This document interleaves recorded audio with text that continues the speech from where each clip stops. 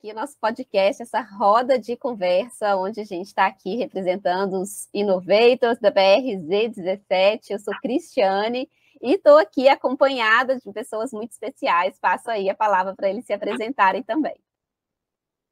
Olá, sou Danilo, sou também parte dessa equipe aí do time do BRZ17 e o desafio de hoje vai ser muito interessante, né? Nessa roda de conversa, acho que essa discussão que a gente vai trazer sobre IA, né, vai ser rápida, mas muito boa.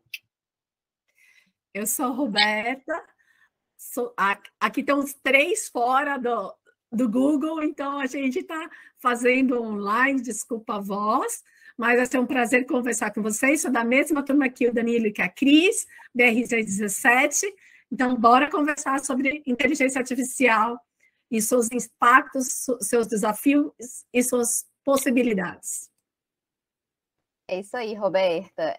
Então, o nosso tema é inteligência artificial, algo bem atual aí, mas com olhar na educação, né? Então, a gente sabe que hoje em dia já tem plataformas, tecnologias, e a gente quer conversar um pouquinho sobre isso, compartilhando algumas perspectivas, percepções, e a gente espera que o pessoal que vai assistir possa aproveitar esse conteúdo que a gente está aqui buscando inspirar, instigar e, por que não, também levantar as nossas aí propostas de futuro para a inteligência artificial na educação e os desafios que nós, professores e estudantes, também podem vir a ter com essas tecnologias. E, Danilo, deixa você começar. O que você acha aí, inteligência artificial na educação? O que você acha aí de realidade e futuro desse assunto?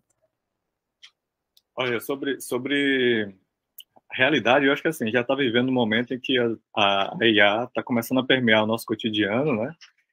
Então, eu inclusive já escrevi no meu blog um texto comentando sobre alguns professores serão substituídos pelo computador, sim, porque hoje em dia é muito comum a gente ter, por exemplo, os assistentes virtuais, né, em casa, seja Alexa, seja o do Google Assistente, e nesse texto eu fazer essa reflexão, né? Olha, pode chegar no momento que eu não vou precisar ter um professor de reforço, não, eu vou ter meu tutor virtual e ele que vai ser meu tutor, não vou precisar contratar um professor particular para acompanhar meu filho ou algo nesse sentido.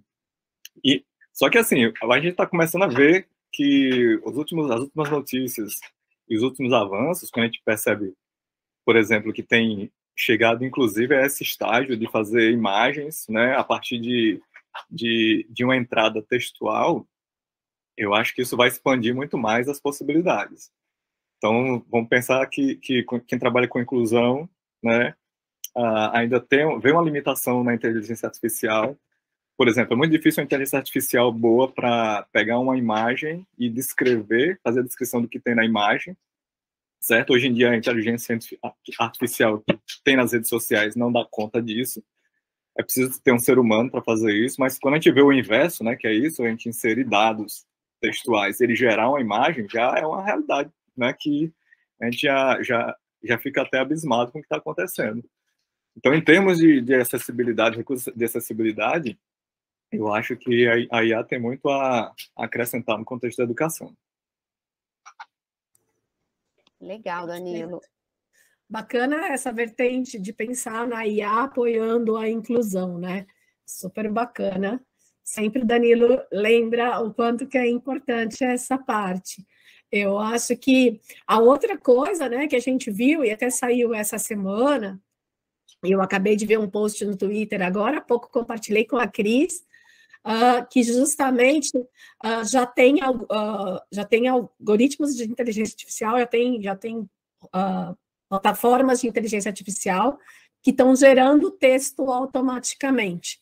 Então, a gente pode ver uma palhinha disso dentro do próprio Google, quando a gente tem aquelas sugestões de escrita dentro do documento, dentro do Gmail, que você começa a escrever e ele vai completando para você. Só que está mais avançado ainda isso, porque hoje você também, da mesma forma que saiu a questão da imagem, que você coloca alguma descrição e ele vai gerando várias imagens originais geradas pela inteligência artificial, ele também já está sendo capaz de criar textos. E aí a gente pode ver os benefícios, como o Danilo falou, né? Mas, por outro lado, a gente tem um desafio, porque se a gente usa, nossos alunos também vão descobrir isso, né? E o que a gente vai fazer dentro da sala de aula para a gente lidar com essa situação? Como é que qual que é o nosso papel enquanto professor para que isso não seja um problema e sim mais uma coisa que a gente pode se apoiar para a gente desenvolver a aprendizagem, para a gente desenvolver nosso raciocínio, ser um suporte, como a gente tem o suporte de uma calculadora, como a gente tem o suporte de outras ferramentas, mas que não seja a forma do aluno fazer todos os seus trabalhos e substituir o pensamento ou a vontade de aprender dele, né? E, assim, eu acho que também quero dar minha contribuição aqui. Tinha comentado com os colegas antes, um tempo atrás, porque tudo que é novo causa um certo espanto, né? Como que vai ser? Vai nos substituir? O que ela vai dar conta de fazer por nós? E ainda fiz associação. Imagina quando os professores, há muitas décadas atrás, descobriram aí que existiu Ctrl+C, Ctrl+V, né, que é a possibilidade aí de copiar com apenas aí algumas teclas, tantos conteúdos, sem, às vezes, fazer uma leitura, né, o que é a nossa maior preocupação. Mas aí, para tudo, né, a gente volta e repensa, né, mas o que eu quero do meu aluno? Né? Se eu quero formar alguém crítico, se eu quero formar alguém que vai ser capaz de resolver problemas, ele vai ter que encontrar um uso, no caso da inteligência artificial ou do Ctrl+C, Ctrl+V, como nós fazemos, que vai permitir ele se desenvolver. Então, eu acho que realmente a gente enxergar que o papel do professor, do educador, é inspirar, é trabalhar com a criatividade, teremos o apoio da inteligência artificial, assim eu espero, para nos fornecer dados, análises, mas que a gente possa tomar as decisões e sempre criar, e aí eu acho que por mais que a autoral que seja essa produção escrita da inteligência artificial, a análise crítica, o contexto, isso daí sempre vai ter espaço para nós humanos.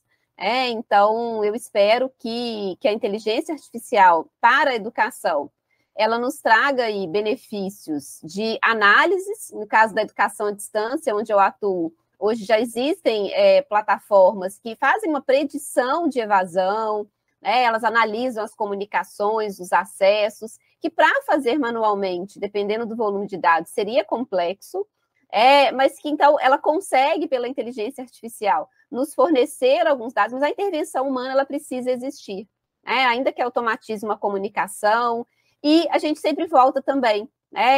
Se a gente for pensar, a educação é humana e tem vezes que o nosso aluno vai precisar de um abraço, vai precisar de um conselho, e isso é algo que só nós humanos vamos conseguir fazer.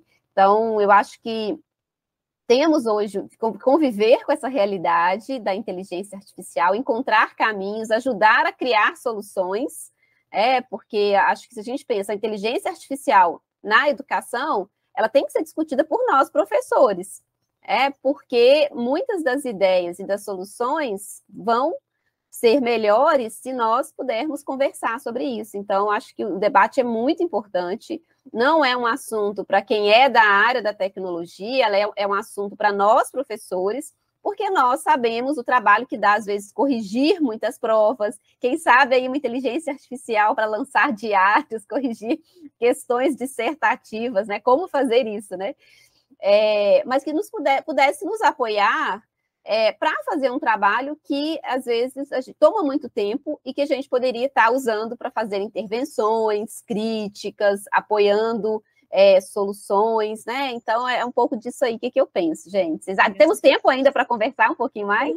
Então, eu acho que, na verdade, a gente tem que finalizar, vai ser só um start dessa conversa, né?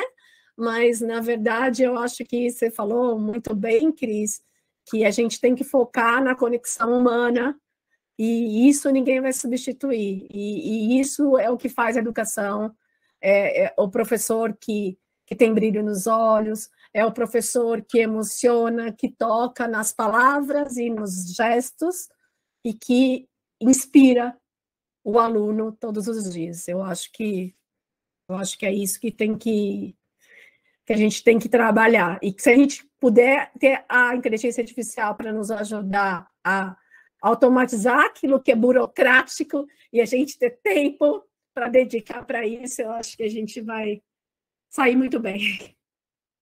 E o desafio, eu acho que é justamente esse, o ponto que vocês dois colocam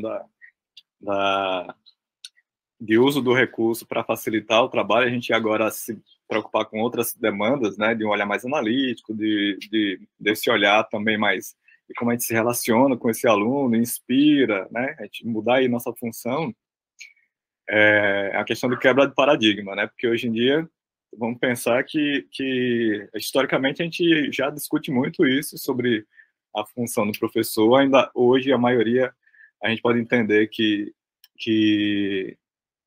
quando a gente fala, por exemplo, né, que o computador já substitui o professor, pode substituir o professor, né, ele substitui aquele professor que só pensa em dar uma aula expositiva sem se preocupar com essas outras questões, essas outras camadas. A questão é se a gente vai conseguir, né, se vai ser rápido ou se a gente vai conseguir quebrar o paradigma na mesma rapidez que a inteligência artificial está nos invadindo e invadindo nosso cotidiano. Porque antes sempre foi difícil quebrar paradigmas, né? A questão é se agora a gente vai conseguir fazer isso mais rápido. Bom, é isso daí. Eu acho que um pontapé inicial para começar a conversa. Quem sabe aí vamos ter outros podcasts, né, para continuar isso daí. Eu ficaria feliz de até vir outros educadores, tenho certeza que todo mundo tem algo a contribuir com essa discussão que é tão importante nesse momento, não é isso, gente?